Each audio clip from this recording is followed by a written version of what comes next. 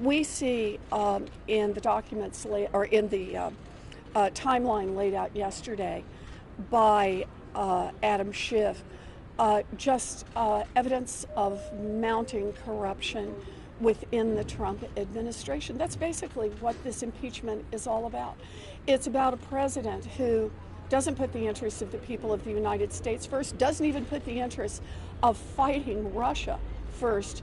He puts his own personal political interests first, and that creates violations of the law. Thank you, but I got to be there. This president sees no limits on his power or on his ability to use his public office for private gain.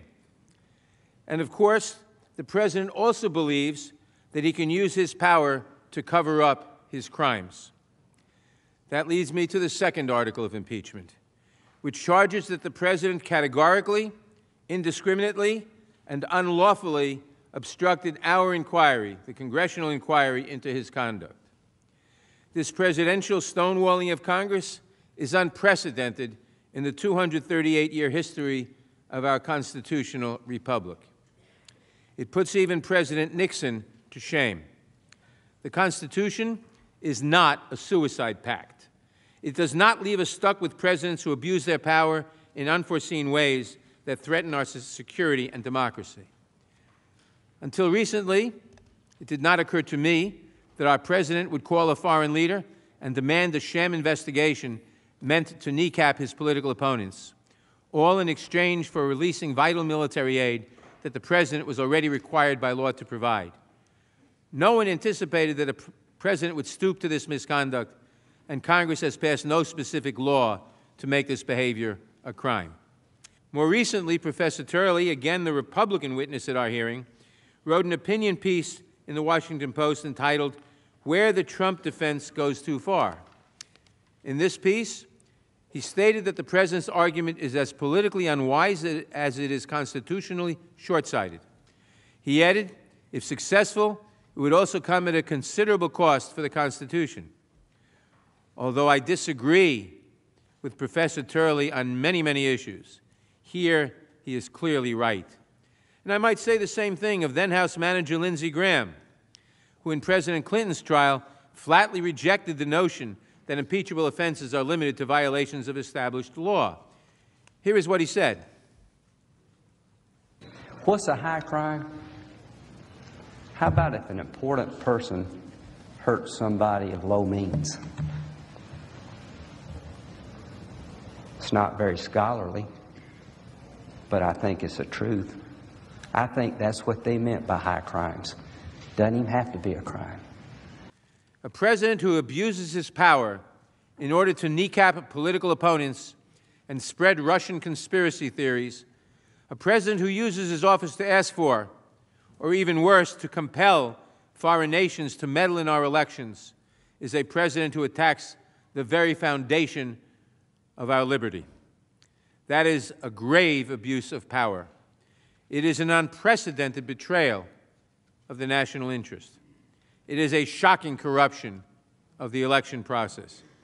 And it is without doubt a crime against the Constitution, warranting, demanding removal from office.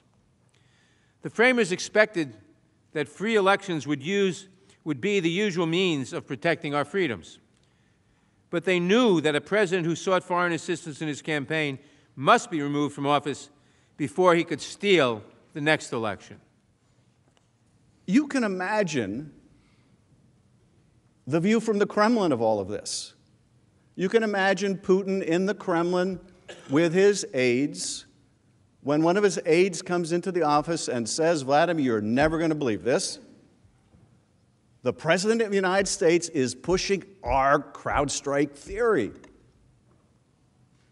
I mean, you can almost imagine the incredulity of Vladimir Putin. You're kidding, right? You mean he really believes this? His own people don't believe this. Nobody believes this. And it's not, I mean, it would be bad enough, of course, that the President of the United States believes this Russian propaganda against the advice of all of his advisors, common sense and everything else.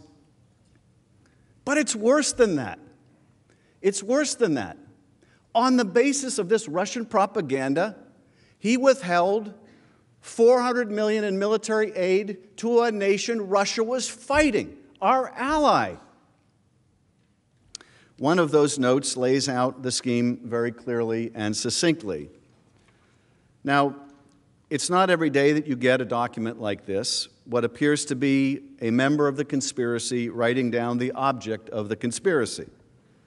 But that's exactly what we see here. The scheme that ultimately was directed by President Trump to coerce Ukraine to announce the investigation of the Bidens. I repeat, to announce the investigations, not investigate, not conduct. The only thing that mattered was the public announcement. The bottom line is this. What was in the best interests of our country was to help Ukraine, to give them the military aid, to fight one of our greatest adversaries, and to help promote the rule of law. And what was in President Trump's personal interest was the opposite, to pressure Ukraine to conduct investigations against his 2020 rival to help ensure his reelection. And when what is best for the country and what was best for Donald Trump diverged, President Trump put himself above the best interests of our country. On the basis of this Russian propaganda, he withheld $400 million in military aid to a nation Russia was fighting, our ally. I mean, when we ask about, okay, what's the national security implication of what the president did? How much more clear can it be that he's not only pushing Russian propaganda, he's not only misleading Americans about who interfered in the last election, that he's not only doing the Kremlin a favor, but that he's withholding aid from a nation at war. The Russians not only got him to deflect blame from their interference in our democracy, but they got him to withhold military aid. Now, of course, there was this convergence of interest between the Kremlin and the president. The president wasn't pushing Kremlin talking points just to do Vladimir Putin a favor. He was doing it because it helped him. Because it helped him. Because it could get these talking points for him in his re-election campaign. And for that, he would sacrifice our ally and our own security. But nothing struck me more from Representative Garcia's presentation than that quote from Vladimir Putin from November of this past year, so just a couple months ago. Thank God, Putin said, thank God nobody is accusing us anymore of interfering in U.S. elections. Now they're accusing Ukraine. Thank God, Putin says. Well, you got to give Donald Trump credit for this. He has made a religious man out of Vladimir Putin. But I don't think we really want Vladimir Putin, our adversary, to be thanking God for the President of the United States, because they don't wish us well. They don't wish us well. They are a wounded animal. They are a declining power, but like any wounded animal, they are a dangerous animal. But as we have shown, there is overwhelming and uncontradicted evidence of the president's scheme to solicit foreign interference in this year's presidential election. Now let me say this also. Each time that we remind this body of the president's scheme to cheat to win, some of his defenders say that we are only concerned about winning the next election, that Democrats are only doing this to win the next election, but you know better. Because this trial is much bigger than any one election, and it's much bigger than any one president. President Trump acted corruptly. He abused the power of his office by ordering U.S. diplomats to work with his political agent to solicit 2 politically motivated investigations by Ukraine. The investigations were designed solely to help his personal interests, not our national interests. Neither investigation solicited by President Trump had anything to do with promoting U.S. foreign policy or U.S. national security.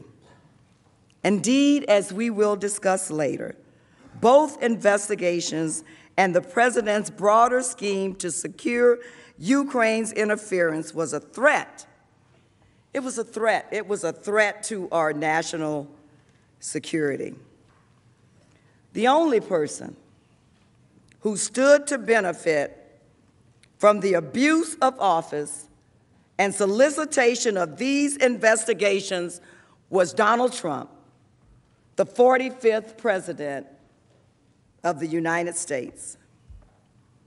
A violation of public trust, a failure to take care that the laws be faithfully executed. But when it came down to choosing between the national interests of the country and his own personal interest, his reelection, President Trump chose himself. Earlier this morning, I was on my way to the office, and I ran into a fellow New Yorker who just happens to work here in Washington, D.C. And he said to me, "Congressman, have you heard the latest outrage?" And I wasn't really sure what he was talking about, so to be honest, I thought to myself, well, the president is now back in town. What has Donald Trump done now? And so I said to him, "What outrage are you talking about?" And he paused for a moment, and then he said to me, "Someone voted against Derek Jeter on his Hall of Fame ballot." As House managers, certainly we hope we can subpoena John Bolton, subpoena Mick Mulvaney, but perhaps we can all agree to subpoena the Baseball Hall of Fame to try to figure out who out of 397 individuals, one person, voted against Derek Jeter. I was thinking about that as I prepared to rise today, because what's more American than baseball and apple pie? What's more American than baseball and apple pie? Or perhaps the one thing that falls into that category is the sanctity and continuity of the United States Constitution. When Donald Trump launched the scheme at the center of the abuse of power charge. During this time period, Vladimir Putin was preparing for peace negotiations with the new Ukrainian leader. Putin could choose to escalate, or he could choose to de-escalate Russian aggression. And influencing his decision was an assessment of whether President Trump had Ukraine's back. An Oval Office meeting would have sent a strong signal of support that President Trump had Ukraine's back. The absence of such a meeting could be devastating. President Trump was not just withholding a small thing. The Oval Office meeting was a big deal. Ukraine remains at war with Russia. It desperately needs our support. And as a result, the pressure on Ukraine not to upset President Trump, who still refuses to meet with President Zelensky in the Oval Office to this day, continues. President Trump made clear to Ukraine that a White House meeting was conditioned on Ukraine announcing 2 phony political investigations that would help with President Trump's re-election in 2020, help him cheat and corrupt our democracy. For investigations had come to totally dominate almost every aspect of U.S. foreign policy toward Ukraine. Securing a Ukrainian commitment to do the investigations was a major priority of senior U.S. diplomats as directed by President Donald John Trump. As Ambassador Sondland testified, everyone was in the loop.